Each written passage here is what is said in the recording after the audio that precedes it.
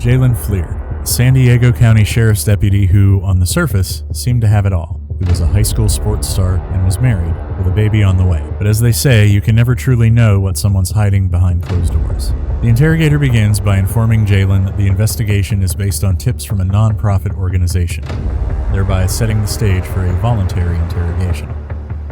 Now, that was a simple and smart move, but most criminals wouldn't fall for it normally. But Jalen did.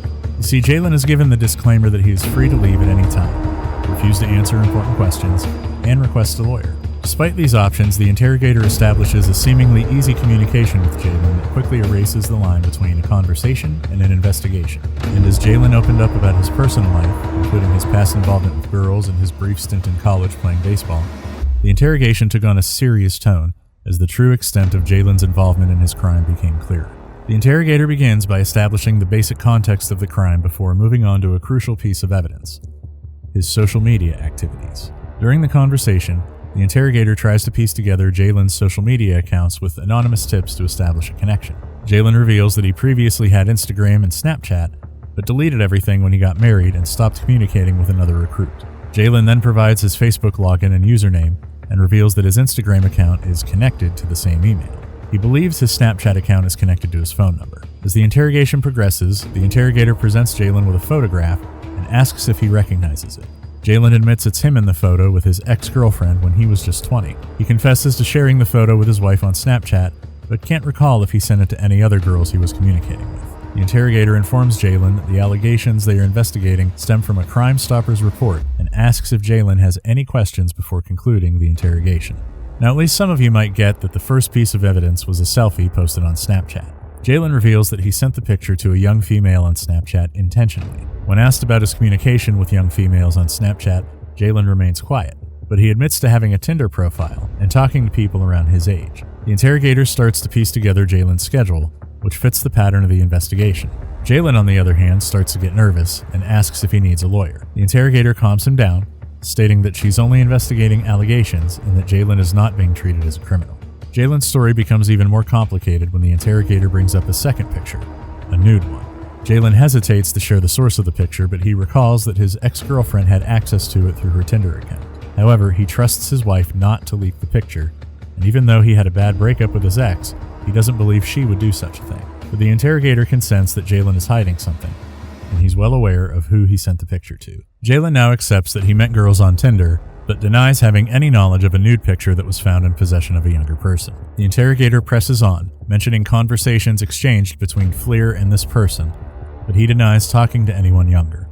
Fleer's social media accounts were thoroughly inspected, but his plates remained confidential.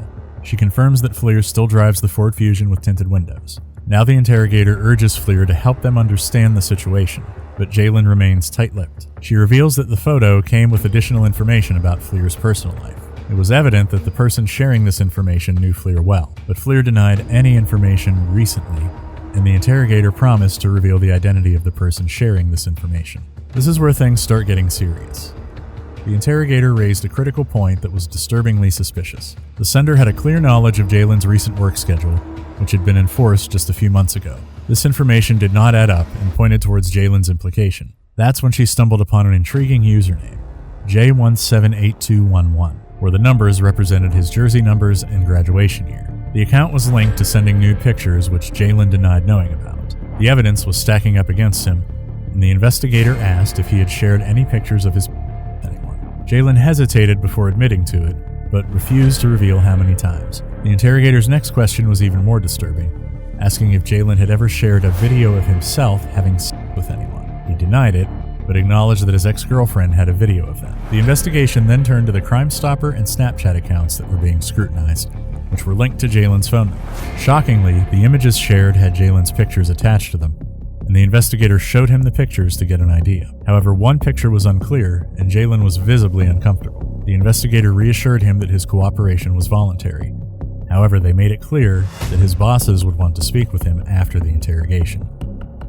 The topic was also about nudes that were circulating on social media.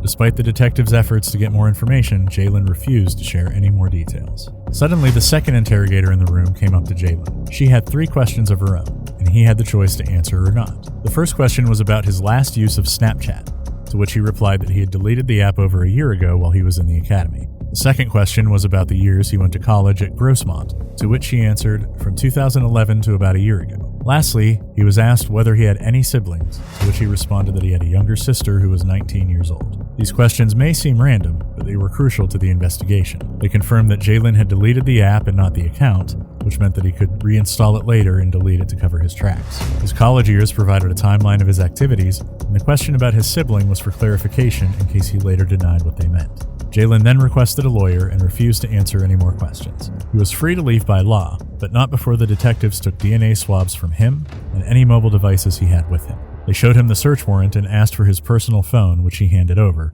but he refused to allow them to search his locker. The warrant also granted access to Jalen's vehicle, which was parked a few blocks away. The detectives informed him that they would process his vehicle and gain access to his locker. However, Jalen couldn't remember the code to his vehicle, and the detectives had access to everything he owned. In the end, the casual conversation had turned into an investigation, which finally turned into a search warrant for everything he owned. Literally everything. The DNA swabs were collected, and the investigation revealed the shocking truth in the case against Fleer. Prosecutors alleged that there were 4 victims between the ages of 12 and 14, but they contacted more than 40 who described themselves as minors. The details that emerged were horrifying. Graphic letters of Fleer's encounters were read out loud in court. Fleer even engaged in with a 14-year-old girl and contacted numerous other underage girls over social media with the aim of meeting up for.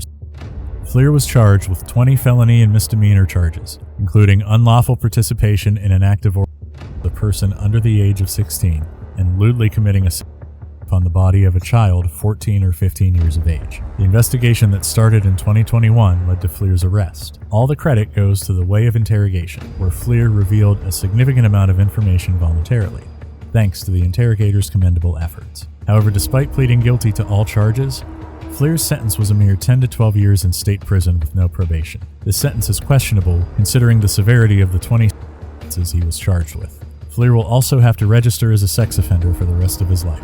What do you think? Was that enough, or should he have been sentenced to more than that? Do drop your views in the comments section below. We'll meet again in the next episode. Until then, stay tuned.